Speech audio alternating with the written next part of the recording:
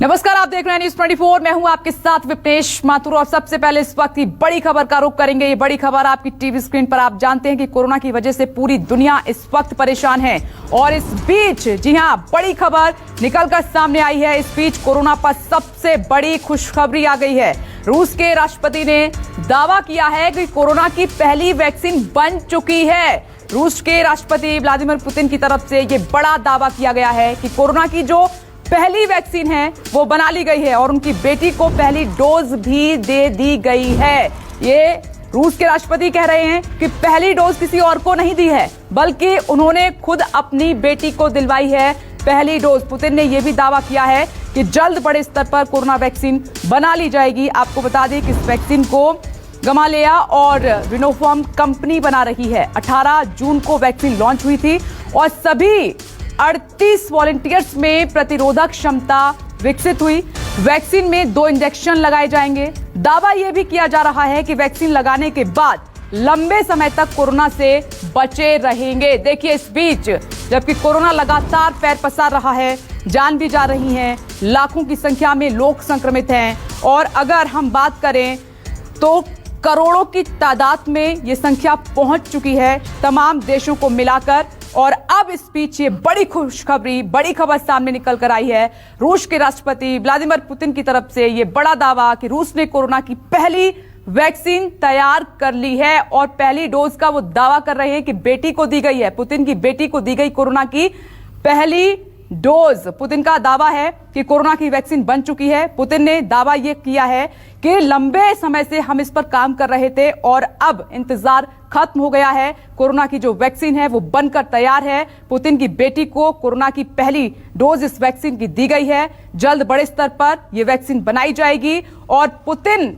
ये कह रहे हैं, जो दावा कर रहे हैं कि जो डोज इस वैक्सीन की बेटी को दी गई है वो बिल्कुल सेफ है, सुरक्षित है। अब तमाम देश इसको कैसे देख रहे हैं ये हम जानने की कोशिश करेंगे, लेकिन ये अपने आप में एक बड़ी खबर, बड़ी खुशखबरी रूस की तरफ से सामने निकल कर आई है। और इस खबर पर मेरे सहयोगी पल्लवी झा जुड़ गई हैं। आइए सीधा उनका रुख कर लेते हैं। पल्लवी, ये बहुत बड़ी खबर है और दुनिया के लिए खुशखबरी है। इस पर और ज्यादा डिटेल से जानकारी दीजिए।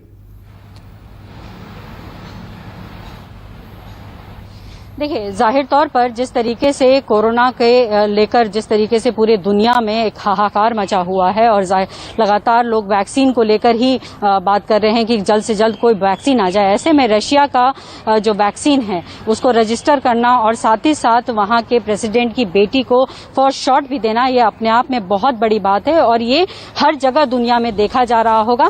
बेशक इस बात की लगातार चर्चा हो रही है कि कितना इफेक्टिव होगा वैक्सीन, क्योंकि जिस जल्दी में लगातार सारे देशों से वैक्सीन की बातें आ रही हैं। चाहे वो हम अमेरिका की बात करें कि अमेरिका कह रहा है कि मॉडर्ना इंक जो है अक्टूबर तक जो है वैक्सीन लेकर आ जाएगा। वहीं रशिया ने देखिए रजिस्टर करा लिया और फर्स्ट शॉट भी दे दिया है, जिसके बाद उनकी बेटी को हल्का बुखार आया, उसके बाद चला गया है। और व्लादिमीर पुतिन ने साफ तौर पर भी कहा है कि इसकी जितने भी जो चल रहे हैं उस पर कड़ी नजर रखी जाए।